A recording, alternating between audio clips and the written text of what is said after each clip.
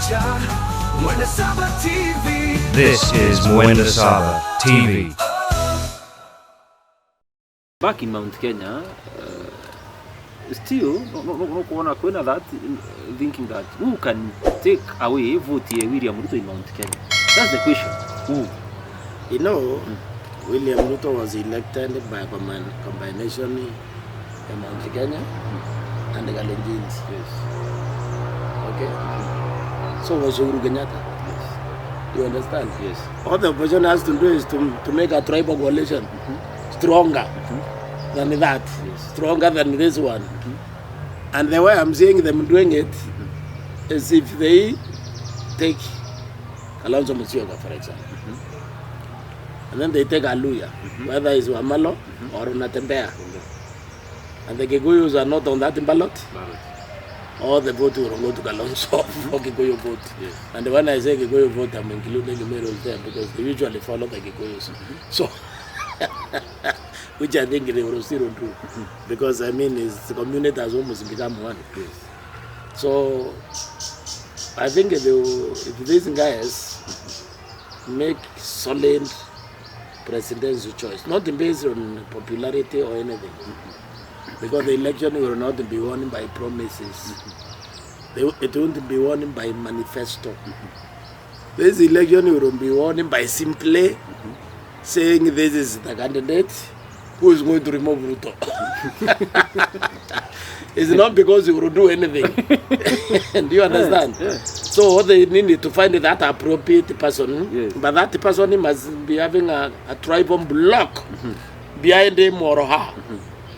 Now, if that block is visible and the people so that you can control that block, then we will help you. We will also join you. That well, not including Ruto. Ruto is still control the Kalenjin for sure. And in fact, I think I like the Kikuyus. The Kalenjins are actually very good. Have you ever seen a Kalenjin insulting Ruto? Even when he was being insulted by Uhuru. Zero.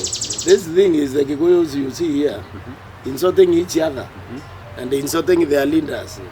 And during the Mau, there was the Kikuyus have a weakness, by the way. Kikuyus, to me, look like a community that can actually be dominated. If somebody is clever enough, if it's not open in the way William Ruto, I think he is in disliking them somehow, they can be dominated. Because the idea that I can't betray my brother, they don't have that. Yes. Even Kimathi was betrayed by a Kikuyu.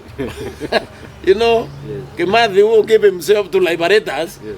He was, so these fellows, you are Kikuyu leaders, they like your leader. Yes. That is things you say quietly, not the things you tell the other Kenyans. Yes. Because then they know how weak you are. You know, Meros don't do that. At least you can give Meros credit. Yes. Even when we don't like each other, we think you are completely useless. We won't go on television. But the Kikuyu, we don't do that. So they are very interesting. But the population, these are Kikuyu leaders, their selfishness is extreme. But the population wanted to make a decision to abandon you. They abandon you. They made a decision to abandon Uhuru Kenyatta. They didn't care what he was telling them about, you know. They went. These Kikuyus abandoned William Ruto when they were together with the Gachagua. They didn't abandon him now. No, Gachagua is following them. They left. So once they leave, unless something has happened, they don't go back.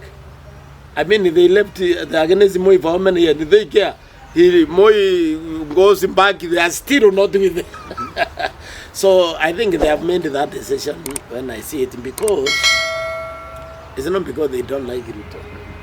It's because they are very practical. They like performance. They like delivery.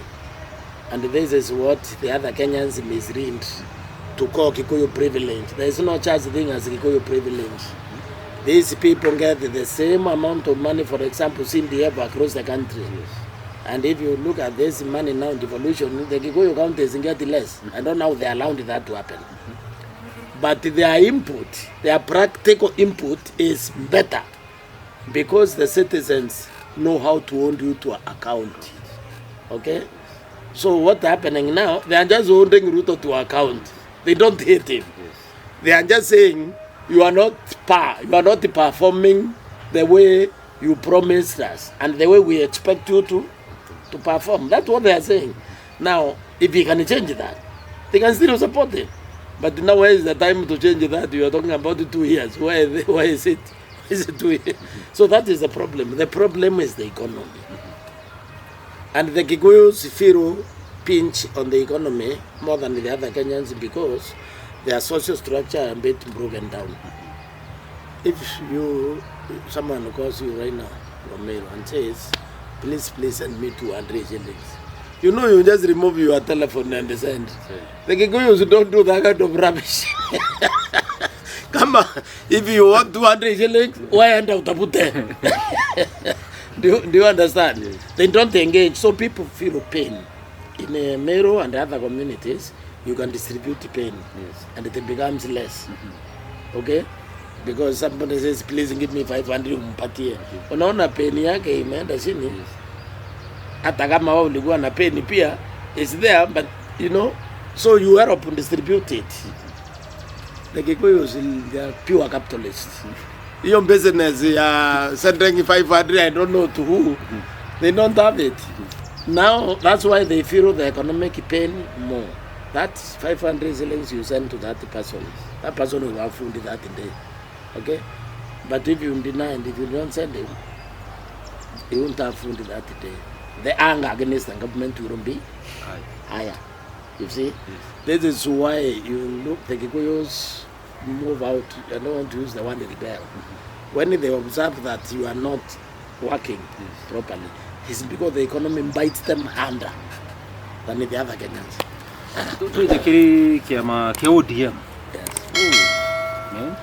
I mean, how things are unfolding very quick, very fast. And we Sifuna, Babu Owino, the party leader, Oburu Odinga, Miri Odhiambo, Junet Mohammed. I mean, it's like a Tower Babel. Hii safari yetu tuko pamoja, kila sauti, kila ndoto inang'ara kwenye kioo cha Mwenda Saba TV. This is Mwenda Saba TV.